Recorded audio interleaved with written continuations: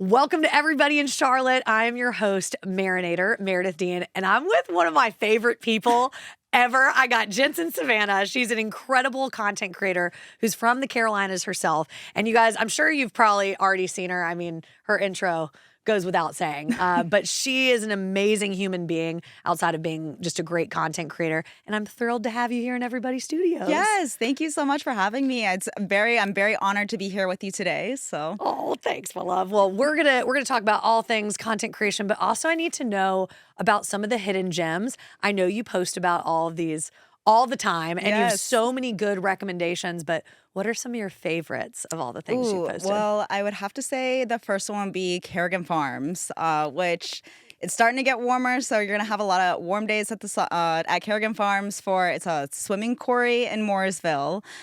They have a lot of things throughout the year, though. They have apple picking, pumpkin picking. During Halloween, they have the Scarrigan Farms, the Haunted Trail. Which you and we did I was together. gonna say It was we've done that. So much fun. That oh my was gosh. scary but fun. so. Scary but fun. I enjoyed it. Heart is racing, but it's definitely worth the trip over there for sure. Another one though would be Indochine in Wilmington. So it's an Asian restaurant. They have really cool outdoor huts that are. It's a long wait when you go, but it's so worth the wait. There's an outdoor garden that you can walk through and some really, really good Asian food. Oh, I mean, and that's the cool thing about your channel too, is that you're posting about all things from food to also stays, places that you can stay across even the United States. But what are some of your favorite places in North Carolina that you've stayed in? Ooh, I would say I would have to think about it. There's a lot. One of them was definitely Magical Mountains in Western North Carolina. That's like a double-decker bus, but she kind of has a lot of different ideas throughout the park, from the Harry Potter themed double-decker bus, and then she has another Hogwarts cabin So themes. cool. Yes. So that's another really fun one. We've done the Asheville glamping domes in Asheville. Yes. It's definitely a step up from camping.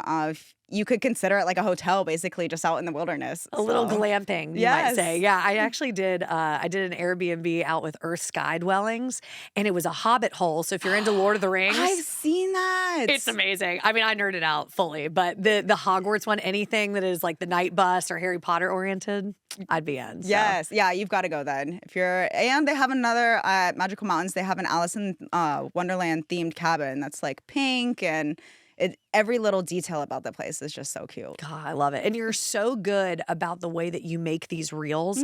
And they're so good that you make it look easy, but it is it is far from easy. And I know how much work goes into what you do. But do you want to give any kind of tips for other content creators who might want to be like you one day, and then maybe even, talking about your process? But I'm blown away by how much content you pump out and how high quality it is on top of that. Thank you. Thanks. Yeah, I mean, there's definitely a lot that goes into making a reel. It's funny because I tell people you see a 30-second clip, but it takes at least 8 hours to make that whole thing happen, from going into the restaurant and filming it, getting to know the restaurant owners and just what makes that place so special, and just really hearing their story, but then wanting to capture their story in a way that is going to captivate your audience.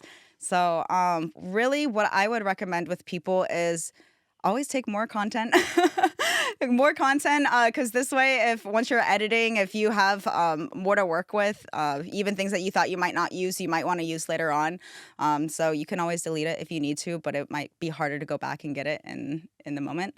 And speaking of taking more content, maybe having a lot of storage on your phone too. Oh yeah, definitely. I have like the terabyte storage on my. It's worth it. on It's my worth phone. it. That extra $10 on, what is it, iCloud? Yeah, 100%. Yeah, no, it's definitely worth it. I was gonna say also having a Google Drive just to organize your content, because I think what you were saying, I pump out a lot of content, but I do try to like make the most out of content and recycle content by doing either like roundups and then just including them in maybe shorter clips. It's just another thing that I try to do to keep it going. So. And you do a great job of it. I mean, I Thanks. think of the way that you've exponentially grown, even in the past 4 months.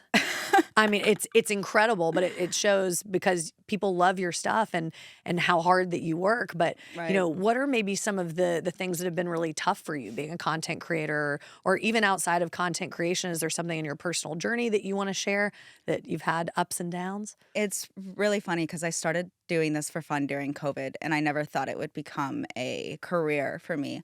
But I guess when I always had a full-time job until recently, but doing it was probably the hardest part was having the full-time job. And then as my videos were getting more and more views and I'm getting more partnerships and I'm trying to juggle both, it was very hard to do that. So I ended up kind of having to pick one or the other. So I was able to leave my full-time job and now focus working on my own brand. My fiance, he's also been able to quit his full-time job. So he runs really the business aspect, which I love because I really just want to focus on the content creation side. So that it's been a dream come true. It really has. I love that. And tell me about that dynamic too, working with your fiance. Yeah, it's great. People tell us we're a power couple, and that's kind of what we're. I agree wholeheartedly. Yeah, I mean, and it's been really great because he is really great with the business side, with keeping up with the partners, the emailing, and this way again, I can just focus on the editing and what I really like to do. I love it. And can we give a shout out to the agency who is also a client of mine? I did your That website built and my theirs. beautiful website, the Dean's you. List. Yes, Thank you. But also, I mean, even Creators Collective, right? And Creators Collective, Yeah. yes. The Creators Collective is an influencer marketing agency. So the best way to kind of describe it is if athlete, they have agents that kind of run their business side of everything. That's what my fiance does for me and other influencers in the area I too. love it. Oh, it's so awesome. And then tell me about just growing up in the Carolinas, you know, and maybe your family and just how you've been inspired. Yeah, I was an only child. So my dad, every weekend, we didn't have the most money, so we didn't necessarily travel too far. But my dad would always find the coolest things to do on the weekends. I would go back to school that following Monday, tell my friends what I did, and they were like, "Whoa, just sounds the coolest thing ever." And they had no idea that even existed. So I was like, okay, I guess I have a pretty cool dad. Very So, cool. so yeah, but he ended up passing away when I was 19 pretty unexpectedly. But I still love to travel and explore, especially when I met my fiance. I loved being able to explore the Carolinas with him. And sharing that on social media really felt like I had a connection with my dad still. So I feel that. I feel that 100%. You're honoring him in that way and helping pass on his legacy, which is beautiful. yeah, it's cool that I can share these places with people like how he did with me. So Oh, so beautiful. Well, you know, it's crazy. These are really short episodes. So if there's anything else that you want to share, either, you know, with your audience or anything else that we didn't touch on that you wanted to talk about.